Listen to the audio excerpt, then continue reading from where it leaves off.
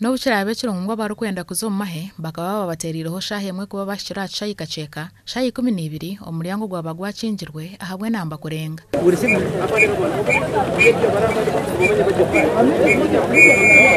naza kikacha shayi cyakaceka ya shahemwe nashanga bakuroza ingeregere abandi batahira umuntu mu shayi so itaba twashanga twakuroza ingeregere tuba twakira twafura mu cyogo gukurondamo hina babekorire impapuro zone zibashomere konka bamwete batunga kagisha kana sha competition high mas binemo sosekare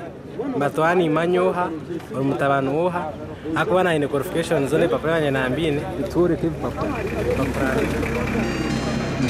nambine byona uka kugira ngo tarwana amanya bane correct abarwani wanotekwa kuboine certificate ya senior 4 na senior 6 then twantwara mu naba sciences especially nka aba medicine medical hamwe n'aba civil engineering konka no basa kuba oyine qualifications oyine oriye graduate ori wa urban planning oriyo wa agriculture twagira ngo ibyo tujya mahe abo kuba mahe ari wiki tukugenderera ahabwe nkintu turukurutinga mahe abaye gitira shayi kaceka babantu barengo mu 12 kandi bagenderere kwiha mu 2020 ntwendo muntu ogwe cyo kubancha byona abari mu Uganda abo kuba amahaga kuzamu naga Uganda it is Uganda Police Defense Forces therefore no tukuri ori mu Uganda in national ID kandi in original utaruga ukafojinga okiza hapana twenda obo in national ID echa kabiri ntwendo go muntu yaba yamaze senior 4 na senior 6 abaye ni myaka 18 kushika myaka 25 senior 4 abe yakikire senior 6 ntwenda byakozere science subjects technical people no bana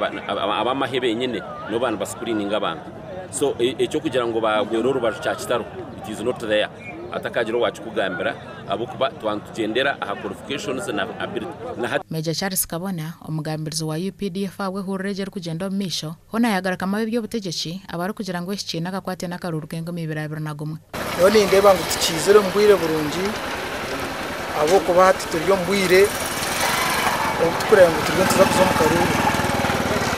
abo kakaruru nikaza kutandika umwaka ubu kandi kahindero mu mwaka uburize ko mbero ki 10 na 10 tuza kuba tutera karuru mu January next year konkati cyokuntangaza munonga bo kwacituireho bore uzo mukaruru ntitonga ro kurutumete kandi ege ro kurutumete teri genuine okuhandiika amahe kwine kakwate nibyo burure kugenda mu meso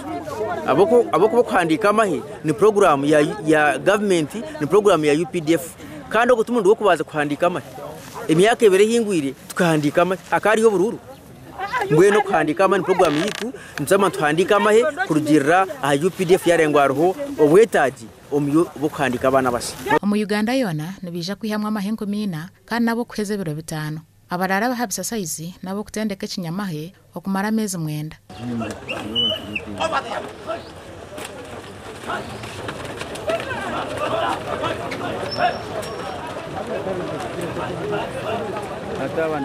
Gasha kwa Halson Kagure.